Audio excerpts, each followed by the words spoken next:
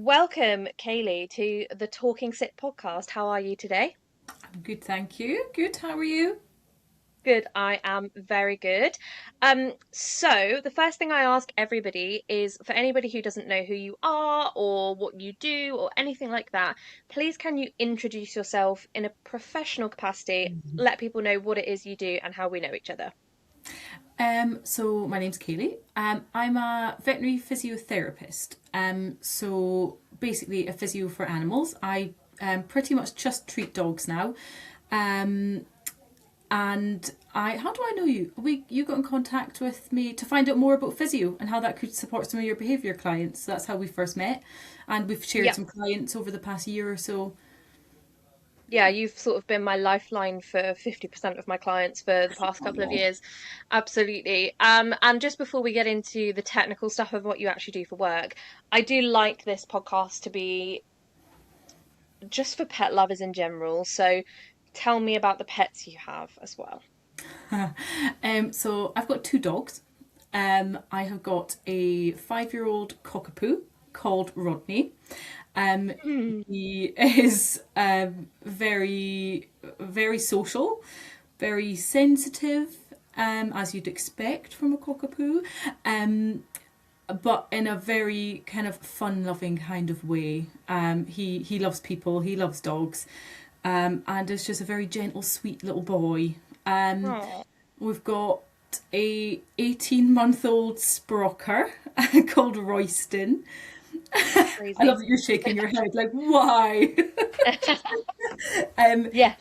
he is a bundle of energy, as you'd expect, on a walk.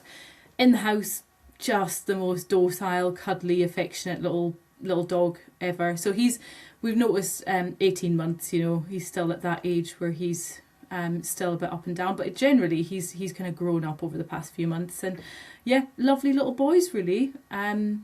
Yeah, bundle of energy and zero self-preservation with a sprocker. So as a physio, he does keep me on my toes because I'm always worried about him. Oh gosh, yeah. I mean, from the very little that I know, I'm always poking and prodding at cheddars. So from what Yeah. you know about them, it must just drive you insane. Um, okay, so out of interest, just because this just piqued like, my ears pricked up a little bit. When you said you only treat dogs now, have you treated other animals in the past, or do you have to study on other animals when you qualify and stuff? Yeah, so the course I would say is kind of 50% horses, 50% dogs, with a little bit of extra things thrown in, like the odd cat.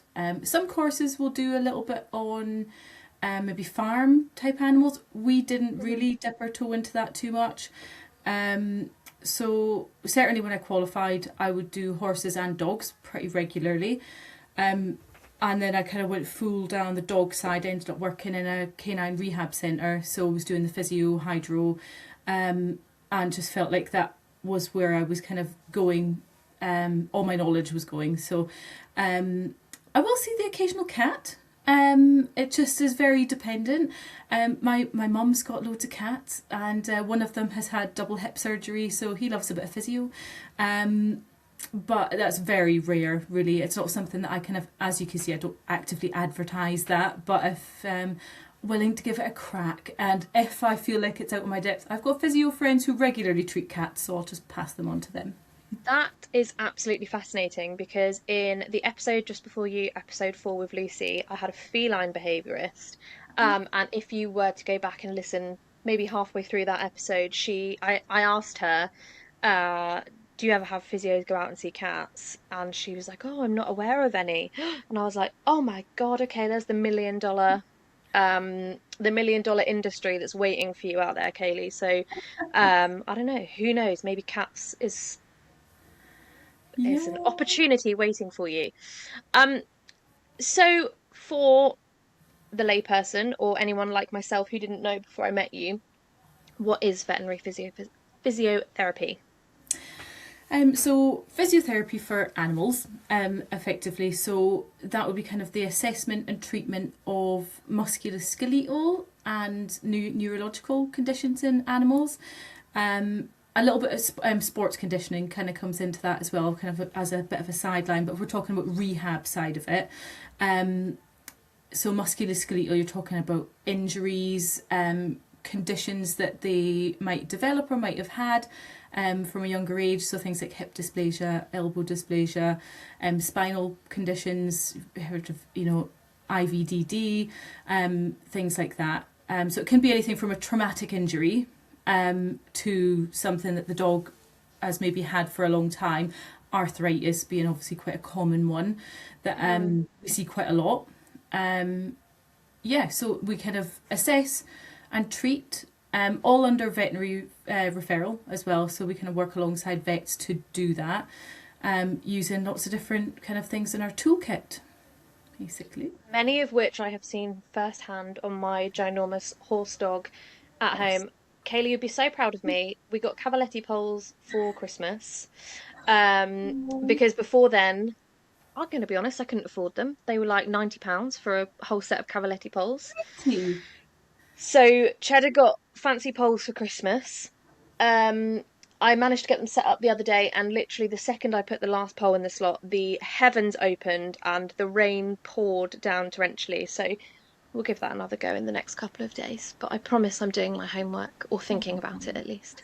Um, so, this is a very open question. What kind of dogs benefit from physiotherapy? I mean, loads. I would say kind of not just the dogs that have a diagnosis is probably quite a good way, because we think about the ones that, the dog has been diagnosed with something. So that dog has hip dysplasia, that dog has a neurological condition, or arthritis, a knee problem. It's got something wrong with it. The vets have said, we've got something wrong with it, pass it on to physio. But there's so many that I see that don't have a diagnosis. And as you've seen as well, that you've picked up on through your behaviour consults, that just something isn't just quite right, but it hasn't been picked up on before. And then when we delve a bit deeper and we do a bit more of an assessment, obviously working alongside the vet, feeding back to them, that actually we do find that there are things going on and the dog massively benefits from some treatment. So it's not just the dogs that are kind of, limping along. Quite often it can be just subtle signs that something isn't quite right. They're really good at masking pain, and compensating. They've got 4 legs. They can compensate quite well if one of them isn't doing so well, but that leads to a whole host of other problems. So, in short, most dogs. And then also, again, go down that sideline of sports dogs. I say sports dogs, active dogs. My dogs aren't sporting dogs, but they're very active, so they benefit from it. And predisposed breeds as well. So even if the dog doesn't have any problems yet, if it's kind of got a extreme conformation, then it could probably benefit from a little bit of prevention, but a little bit of strengthening up areas that might become weak because of the way they're built. So, Kayleigh, just for the listeners, define extreme conformation so that if anyone's listening and they think, is this me? Who are we talking to? I mean, probably the most obvious one are your kind of long back, short legs. So thinking your Daxies, your little sausage dogs, Corgis, some Basset hounds, and some Cocker Spaniels can be really long in the back and short in the legs, and we see back problems coming with them. Shih Tzus, quite a common one as well. But also, I mean, what else is kind of extreme conformation? There are some breeds that are probably through breeding have become that there are more problems with them. So something like a pug and a French bulldog, they're actually really prone to spinal problems, although they don't have that traditional long back. Quite often the spine can be what we say malformed, and they can have knock-on effect from that. Anything that looks a little bit more extreme. So some of your giant breeds as well, obviously. So I would say the most obvious ones being your long back and short legs is the kind of obvious. Yeah, that's really interesting. I mean, from working with you over the years, I mean, I would say there's probably no limit in who I would say, hey, have a look at this, have a think about it, because when I say to my clients, so to give the listeners an idea of how me and Kayleigh kind of work together, or Kayleigh and I work together, I'll go for a behaviour consultation, and sometimes I'll notice that the dog's moving a bit funny, or there's a behavior predisposition that kind of says potentially there's some discomfort there. But I don't have the knowledge or the qualifications to pick up on what exactly it is or diagnose anything or anything like that. And so I will just say there's something wrong, but I don't know what it is, and ask Kayleigh to come out and have a look. She'll gather a bit more information that's a bit more specific, and then we can all go to the vet and say, hey, what's the bigger picture here? Um, but I will always say to my clients, even if you don't find anything or you don't think that there's necessarily anything of note, that preventative care and conditioning is pretty invaluable anyway, when so many of us now have active dogs. So yeah, my kind of takeaway from having worked with you is that the client base is pretty limitless, if people are willing to put the Yeah, work in, right? yeah, exactly that. Even dogs that are quite well put together, but maybe just lunatics on walks, or Yeah.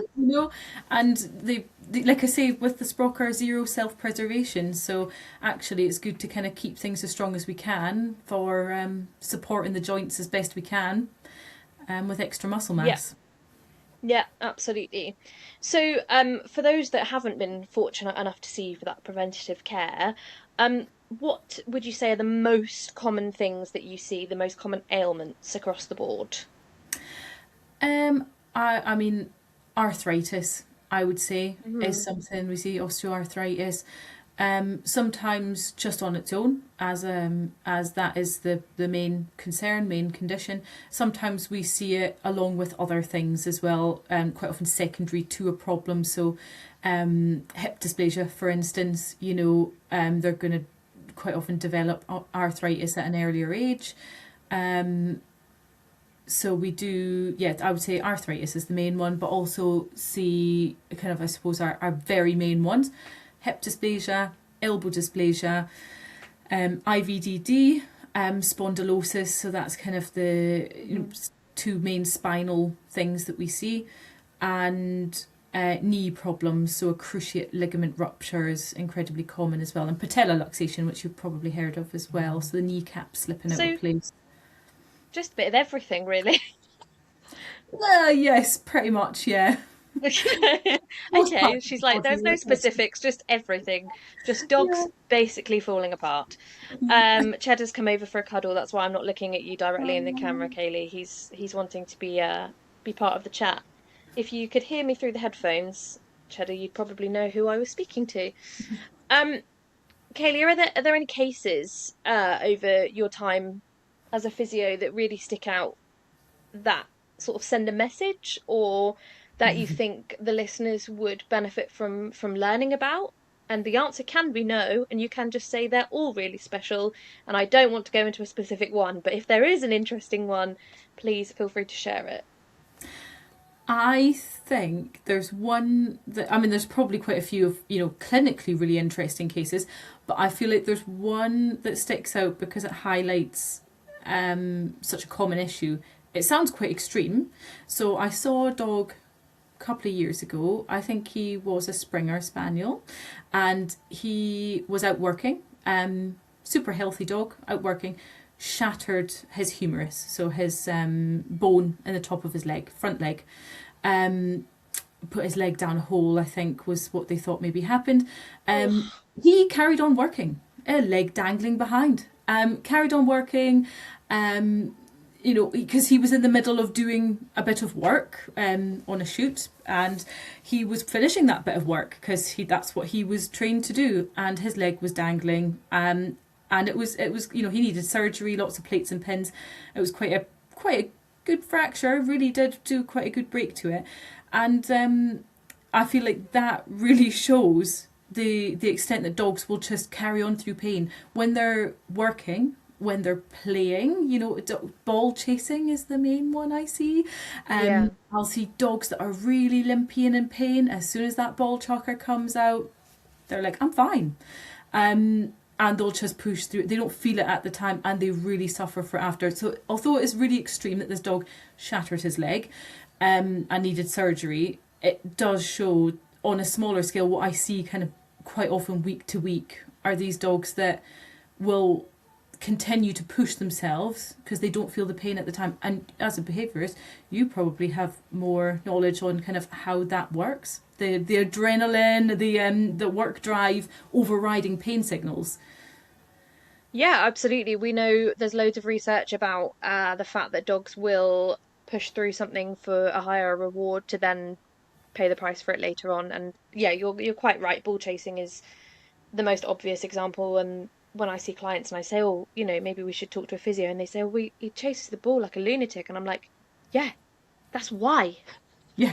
Um, but yeah, no, you're absolutely right. Um, so how often do you think, Kayleigh, and we're not vet bashing because I've said before on here, and I'll say it again until I'm blue in the face, vets get a very small snapshot of that dog, and often they're in the clinic and they're terrified, and there's learned helplessness, which is obviously when they just kind of freeze. And they can't really get a good examination on the dog, or they can't get near the dog, and so they just kind of go, yeah, looks fine, he's still walking, he's all good.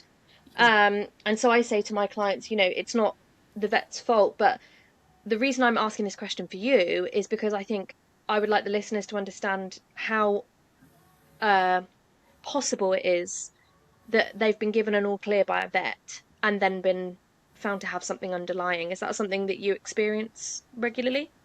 Yeah, loads, loads and loads. And do you know what? I'm really lucky. I mean, I feel like the dogs in our area are very, very lucky because our local vets are so good, and they are really good at referring to physios and to me. So they are very good at that. When they don't know, when they kind of like the owners reported something's not quite right. But we can't find anything. They haven't, we've done a full examination. They haven't yelped. Like you say, if they go into freeze mode, they'll just let anything happen to them, or they can't get near the dog and they're wriggling around. I see it a lot. But like I say, luckily the vets in this area are really, really good at kind of going, we don't know, contact the physio. That's not the case everywhere. As we know, I do kind of see dogs from a little bit further away that the owners have said, well, the vets have said it's fine, and then I'll give my opinion over to them, and they go, oh well, they were fine when we saw them, and there is still a little bit of resistance with some of them, but I would say it's come on so much, even in just the past few years, how kind of switched on they are, as to, and they're so up against the time limit as well in a consult as well, so generally, physio consults, they do vary, but they're much longer. I always allow way longer than I actually need for that first one, just so that if we just need to sit on the floor with them and let them walk around and feel a bit more at ease, then we've got that time. Yeah. So yeah, I do see it a lot, and then we will get them into a physio consult, and we do find quite a few things usually. And like I think we've had a few shared cases where that's been the Yeah. case, and the vet's been super on board with going, actually, we know something isn't right with this dog. She completely freezes in a vet consult, get the physio out, she's quite happy to be assessed by me in her own house, and then I feed back to the vet and say, these are all my findings, and the vet goes, excellent, continue treating, I'm going to prescribe this pain med based on what you've said. And so we kind of work as a team. So it's, Yeah. yeah, I was going to say, when you've got good vets in the area, it does really help. Yeah, and I think if there are any other professionals that are listening to this, I think it's a really important message that it's not anybody pointing fingers at anybody, but we can all be aware of our sort of limitations, whether it's time, knowledge, Yeah. facilities, whatever. And that kind of community approach is hugely helpful. Um, I was going to bring up Stan because we recently had a case together, and I know that his family have agreed for me to share a case study about him. So obviously I won't mention their details, but the dog himself uh, has was referred to me for a separation anxiety case, um, cleared of any pain, but I noticed that he was very slippy on the floor. And then when they moved house onto a carpeted floor, suddenly his behaviour problems were cut by like 50%. um, so I asked Kayleigh to come and have a look at him. He found that really challenging, didn't he? Despite being an absolutely lovely dog, you know, but he obviously wasn't happy about something. And we fed all that information back, and he's been diagnosed with bilateral hip dysplasia, which you would not have seen looking at this dog if you were just sat hanging out with him or taking him for a walk. Yeah. Is there yeah, anything interesting you recall about him, or do you think I've summed him up? Yeah, and I think the thing I remember with him the most was that he was just the so happy for me to see him and be in his house, and thought this was the most fantastic thing ever. Really super friendly, bringing me all the toys. He was trying to nibble my nose at one point. You know, really super overly friendly. Assessing him, you know, he was quite like, yeah, this is fine. Assess me, assess me. Got to those hips and Nope. instantly, nope, do not touch me there. And that in itself was, this is complete behaviour change. It's a flip of a switch, just because it's an area that is obviously feeling very sensitive. But yeah, bless him. Yeah. Yeah, and I think I'll always remember that now, because he's a kind, yeah, a key example of how this sort of thing happens, and actually leads me really nicely on to the next question. So other than the ones that I refer to you, obviously, who I'm seeing for behavior problems, for ones that come to you organically or that other people refer to you, do you often see dogs that are presenting primarily with behavior problems that you then go on to see as a physio? If so, what problems would you say are the most common? I see the two running together quite a lot, definitely. I don't know if there's any that's come to me because they haven't noticed anything physically, but they did notice a behaviour change. I can't think that I've seen any that way around, but definitely it's something that we track specifically with a lot of dogs, especially dogs that have quite good observant owners that kind of are they're keeping an eye out for behaviour changes. And we use that to kind of track how they're doing. So kind of maybe dogs that have like a long-term thing, say something like hip dysplasia or arthritis, you know, the owner would be like, oh, they've been a lot more reactive to noises over the past week. And then we'll have a feel and have a look and go, oh, actually, yeah, they're, you know, they're maybe are feeling it a little bit more than usual. So we'll kind of up the treatment, maybe contact the vet, maybe add in an extra pain med. So it can be used as a bit of a tracker for some cases as well. It works. I mean, some owners unfortunately maybe don't see anything. And then sometimes when you poke and prod, they go, oh, actually, yeah, they do that. Yeah.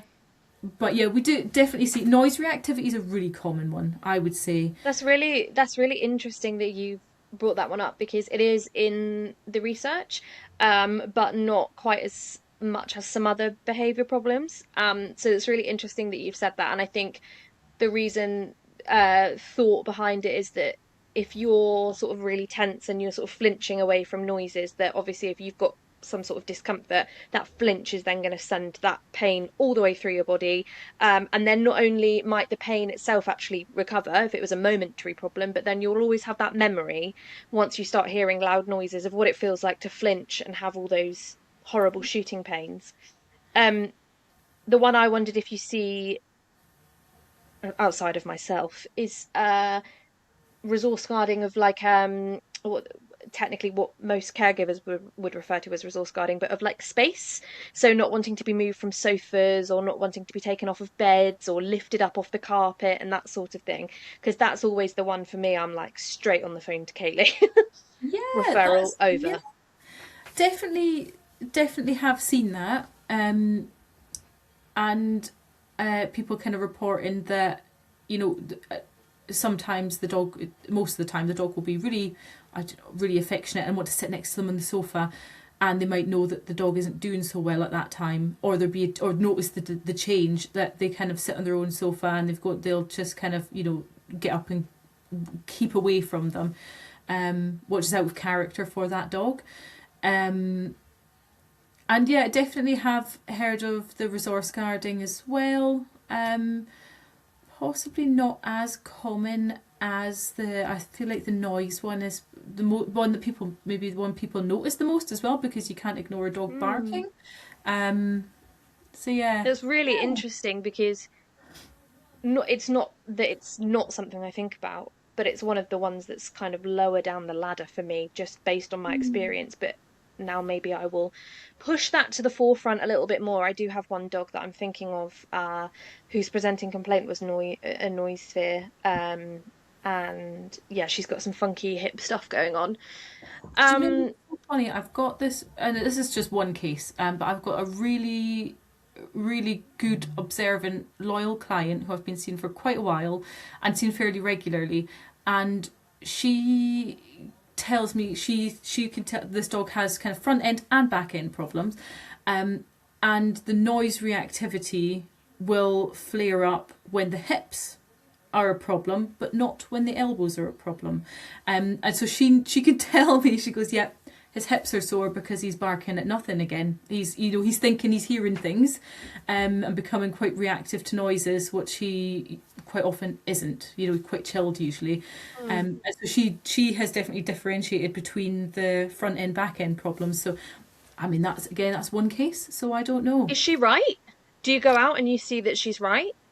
Yeah, definitely his hip. Yeah, I would see a flare up with one of his hips as kind of a place where he might get flare ups. And quite often, if she said, I'll assess him and be, oh, he's not wanting to extend that hip today, not feeling it today, a little bit tight and tender around the muscles around there. She go, oh, he's been barking a lot more again, so she'll kind of feed in and say, so be it interesting to, I can't think of any other cases. And also, I don't know, tracking where they're uncomfortable versus their behaviour be quite difficult to do with a lot of dogs. But Mm. yeah, This is, interesting. I started drifting away then because I was thinking about the groundbreaking academic review that we could publish in a few years' time when we have collated everything that we've seen together and all the links, and we could write this, case by case. This is the link, this is the link, this is the link. Oh God, it would be so helpful. But who's got the time, Kayleigh? Who's got the time? Um, so there's always things as a behaviorist that I see people doing, and I think, oh dear God, please stop doing that. And sometimes they're to do with the physicality of the dog, but other times just behavioral. What things do you see people doing with their dogs? And this is no judgment because we understand that people don't know, so it's not pointing fingers. But if you could go out there with a loud megaphone and tell people things to stop doing, what would those things be? I mean, to say it again, the ball chucking. That's the number one. I am. I live next to a park as well, so sometimes I see people walking past my living room window with a ball chucker in their hand. And I just want to scream out the window, "No, don't do it!" And so it's really frustrating. I think as we said before about the kind of the them continuing to do something even when there's pain, and even if there's not pain, just doing it to the point of sheer exhaustion, you're a way bigger risk of injury, muscle strains, everything. So it really does. And I think, I mean, again, not my area of expertise, but there's probably something in there about it doing stuff to arousal levels, if that's the right term, but it's stuff, behaviour stuff. I Yeah. definitely see the dogs that love ball chasing. I have real problems Like, settling at home. for want of a better phrase, I just call them crackheads. That's the easiest way to describe them. And there is literature, not specifically with ball throwing, but obviously we know that ball throwing increases arousal, and we know that increased arousal for a period of time reduces ability to learn, reduces ability to settle, and it's not good for any human or animal to have that much adrenaline and cortisol, like coursing through their veins all of the time.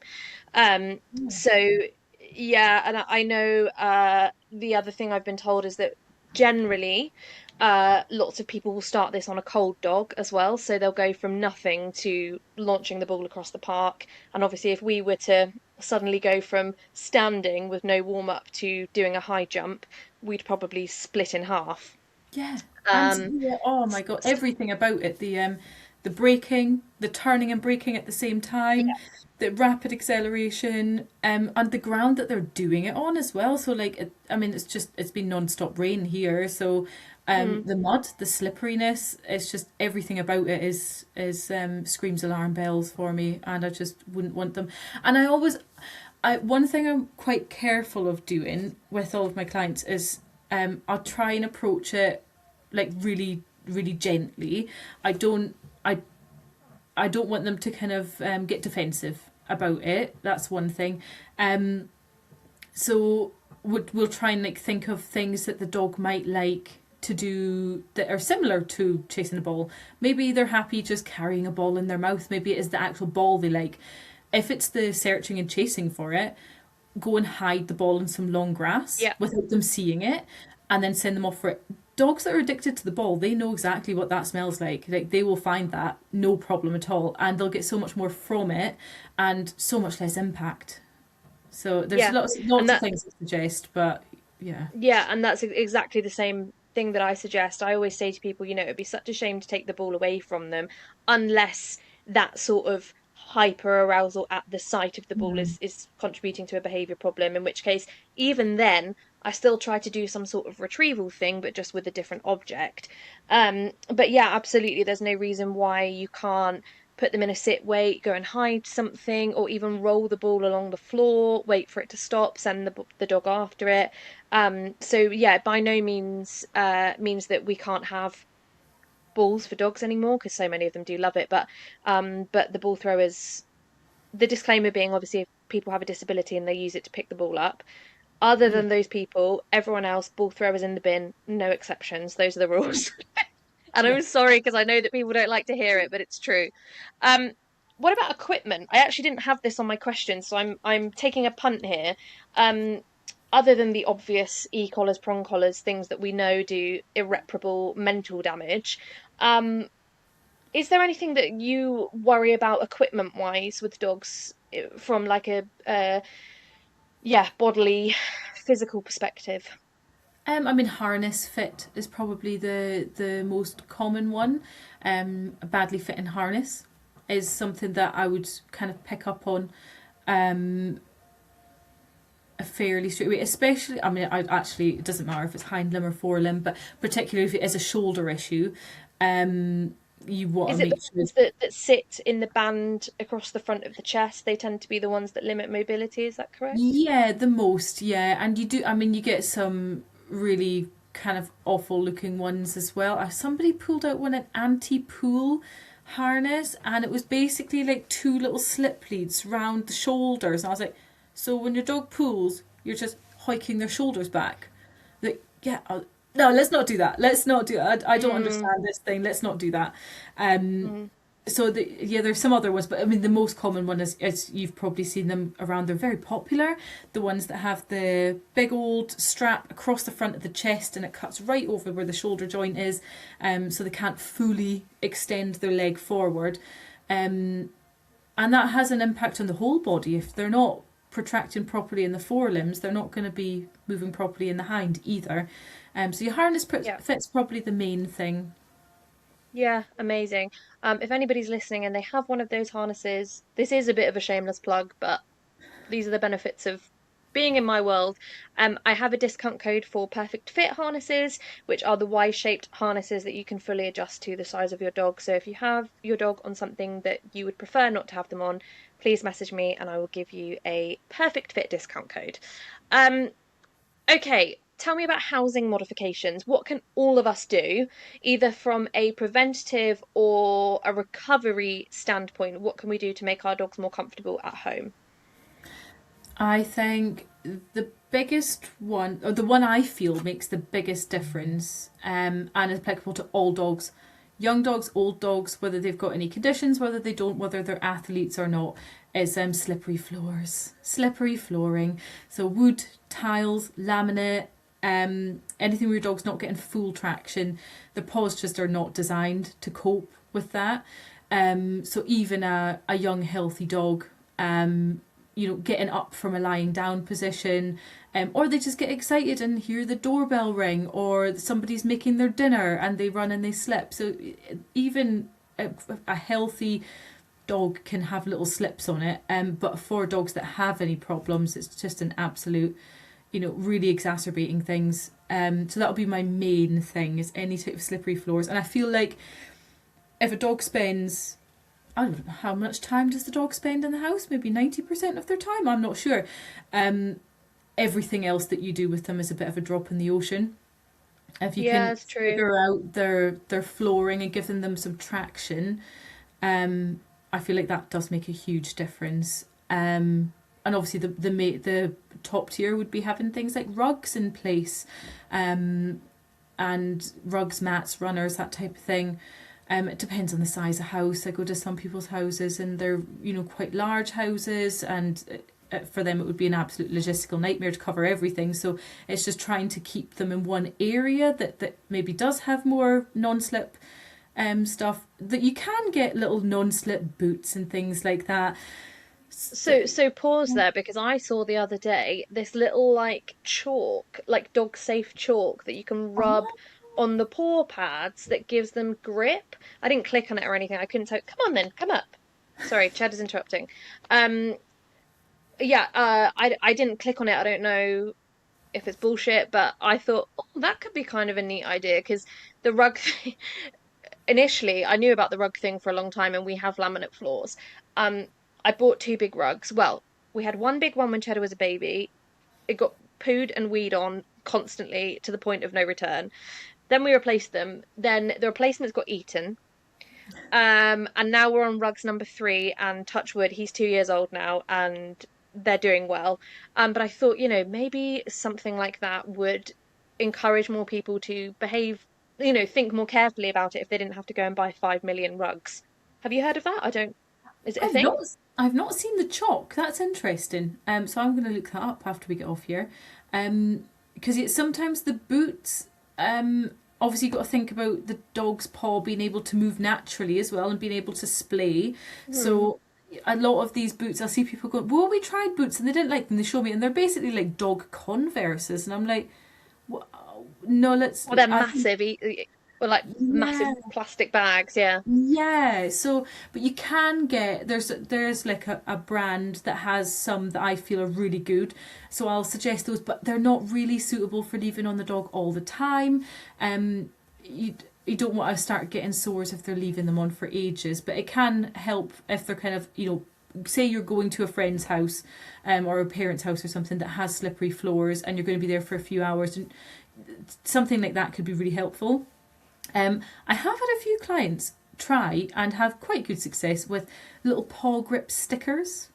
Um, and I would not like to try this with a dog that likes to eat random objects, because that just sounds like a nightmare if they were to peel it off and eat it.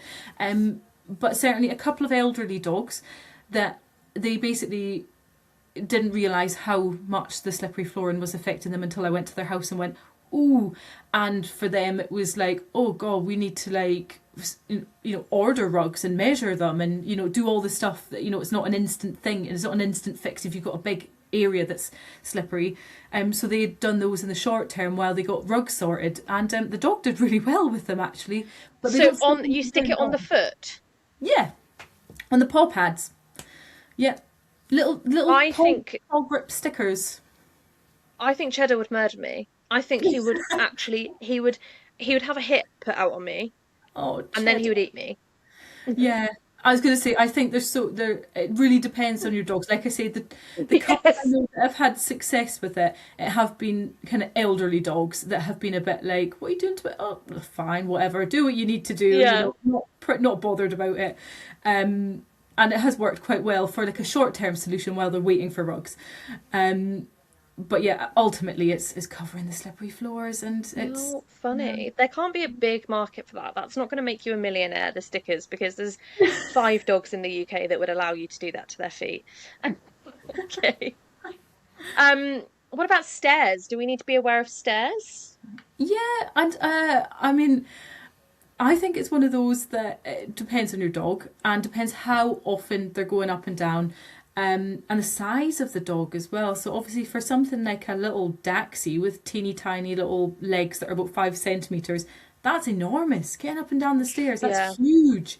So even for a young healthy one that is maybe very fit, and I think it's a lot for a little dog to do.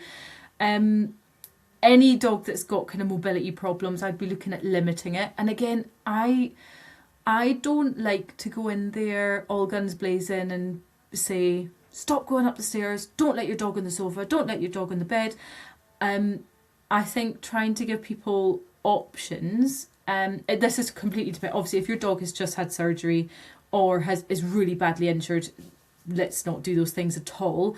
But if it's kind of like managing a long-term condition, I think sometimes looking at how often they do it. So if some people are working from home and going up and down the stairs multiple times a day to make a cup of tea and the dog's following up and down, maybe having a little stair gate on so that they just stay there while you nip up and down so that they're not doing it a million times a day. So that one, I think it just depends on the case. But I think if you've got a small dog, you're better off trying to stopping them from doing. And to little dogs, if they're happy being picked up, which quite often a lot of them, if it gets them from A to B, they're fine with it. So some people will just do that with the little dogs. Yeah, and I've seen lots of people use ramps and steps, and there's little modifications and stuff. I know like a whole staircase isn't quite the option, but for sofas and beds, and always fills me with joy when they've got lovely big chunky steps leading up to the sofa. So again, really dog dependent.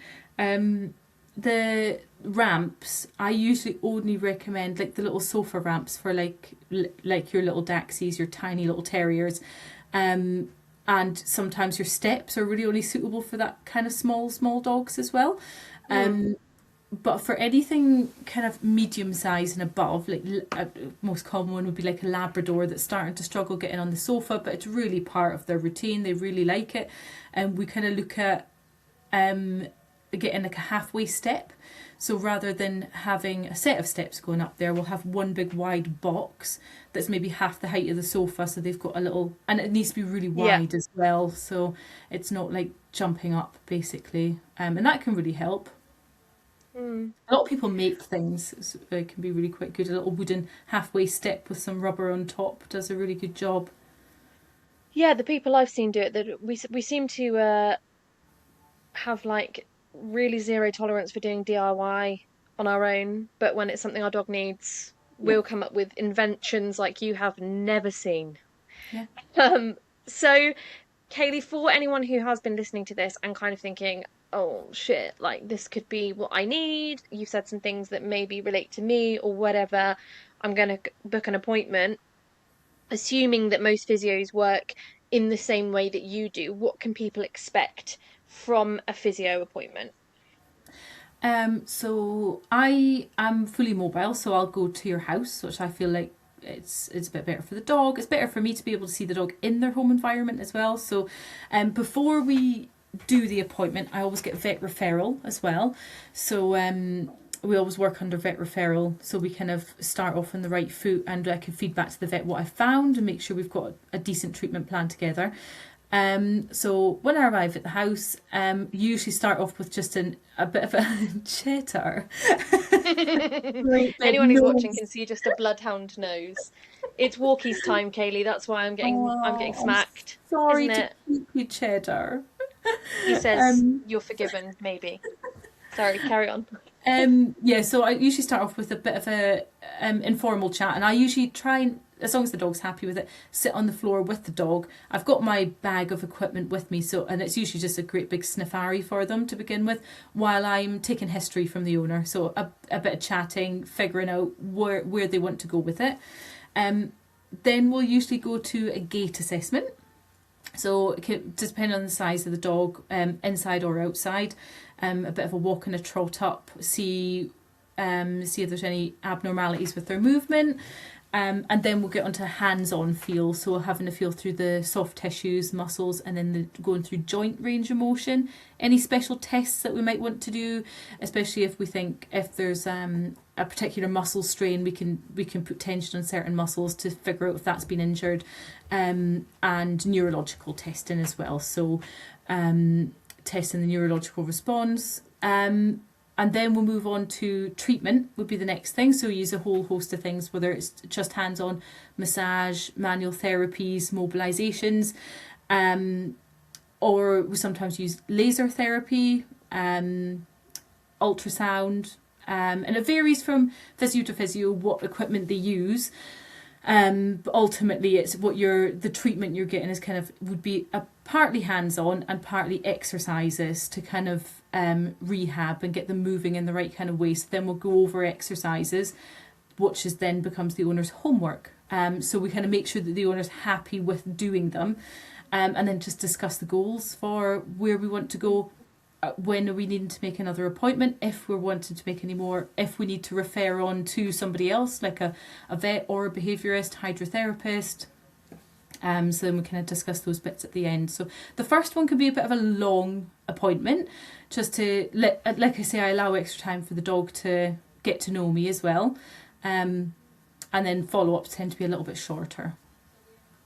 And for anybody who might be slightly worried, you can see dogs that are a bit worried about people, can't you? But as far as I'm aware, you just kind of take a bit more of a hands-off approach, maybe get the caregiver to manipulate them and observe them and that sort of thing. Is that right? Yeah, absolutely. So I've had all kind of on all spectrums, to be fair, and I usually ask to let me know beforehand if there is kind of anything that they're if maybe fearful of hands-on touch. And I always, even if they seem like the most friendly, tactile dog in the world, always can say, is there anywhere they don't like being touched before we go ahead with it as well? Because I don't want to startle them before we don't want to get off on the wrong foot. Yes. But I have had some that are, you know, I don't know the proper terms, but have quite severe behavioural issues Hmm. and are muzzled. And we've actually met in a like an enclosed dog field and just done it purely on gait assessment.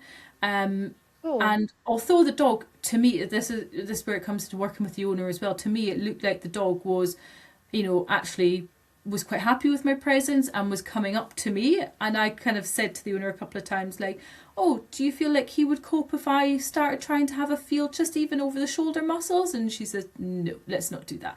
So I always work with them. Yeah. He was muzzled throughout as a precaution because he had a bite Hmm. history. But it really depends as well. So I can do quite a lot on gait and posture, and then, like you say, asking the owner to do things as well. So kind of say, right, could you just run your hand down that leg there, and do certain things while I'm really watching for everything else. So yeah, we can work. We can definitely work around different behaviour issues. There you go. You can reassure the listeners that anybody can see a physio. It really is accessible to everybody, and not that how do I say? I always worry about saying this because I don't want to like downplay how important you are, and you have made such a difference to all of my cases. But the other thing I love about physio is price wise, it's very accessible as well. It's not like a vet fee. It's not hundreds and hundreds of pounds. So I'd really love people to come away from this episode and be looking at getting a physio for their dog because it really is a game changer in behavior cases, but in my own experience helping me to understand with my dog, knowing how to take care of him and, work on that preventative care. So that's my message to the listeners. What message would you leave the listeners with if I could give you a minute for you to get on your soapbox? I would, I would say, um, that they know their dog best. And even if, like we got kind of a point we made earlier, even if the vet has said, I can't find anything wrong with your dog, don't necessarily rule it out. If you feel like something isn't quite right with your dog, you're probably right. There probably is something that isn't quite right. And getting a physio assessment can be a first step into seeing if we find anything either. Um, yeah, so I feel like that would be yeah trust. I think trust your own instincts as well, because I do see some people kind of saying, oh, it's probably just me being a bit hypochondriac for my dog. I go, actually no, I don't think you are. If you feel like something has changed, don't ignore it and don't wait for it to get worse, I think would be the other thing as well. You see some people and you kind of poke and prod and they go, well, actually, a couple of years ago, we did notice this. And okay, actually, if we'd seen you a couple of years ago, it would have been a lot easier to get on top of this. But Yeah, so actually, yeah, don't delay, I think is probably another one I would say. great. Both really good messages. Kayleigh, can you? I know obviously not everybody can see you, but if people are close enough to see you, how can they find you? And is there anything else that you would like to plug or advertise while you're here? So I mean, I'm based near Winchester. So I have a fairly small travel radius. Um, but I would say look at local physio associations to find your local physio. There are a few. I'm one called NAVP, National Association of Veterinary Physiotherapists. I like them because it's quite clear cut. You can only become a member if you've got a minimum of a Bachelor of Science degree in vet physio. There's not many subcategories there unless you're a student, and in which case it tells you if they're a student. So that's who I'm a member of. There are a few as well. So NAVP, there's another one called IRVAP. ACPAT are the ones who are human physio trained first and then go on to train in animals. And RAMP and AHPR. Sorry, there's quite a few actually. But yeah, Okay. yeah, so and I think this is where it comes. I think this is why I chose NEVP because they are very clear cut. You're either a vet physio or you're not. Whereas a lot of the other ones is you can join it if you're a massage therapist, which is they're great skill in itself, but obviously don't have the same type of Yeah. qualifications and skills to treat some conditions. So this is where I quite like NEVP is very kind of clear cut, and they make sure we keep up with all of our CPD as well. So that's who I would recommend searching for in your area. And is there anything else? I don't think you've got a book or anything yet. Maybe I'll get around to it at some point. It's been a busy year. No, I don't really have much, and as you'll probably see from my social, you could go. My Instagram is probably the only thing that I occasionally put things on, and to be honest with you, I'm shit at putting stuff up on it. I was going to make that my New Year's resolution, but we're only February. There's still time. Um, Yeah. yeah, so that's about it. I haven't got anything at the moment. Maybe in the future. Don't worry. So I'll as I always do, I'll put your details in the description of this episode and people can follow along. And then when you're a social media sensation in a few years' time, then everybody will have found you early doors. Um, all right, well, I'm gonna let you go. Thank you so, so much for your time. It's been super interesting. And yeah, if people were listening to this and they found it really helpful, then you know where to find Kayleigh or another physio in your area. Thanks so much, Kayleigh. It's no problem. Lovely to be on, and yeah, exciting to hear more of the podcast.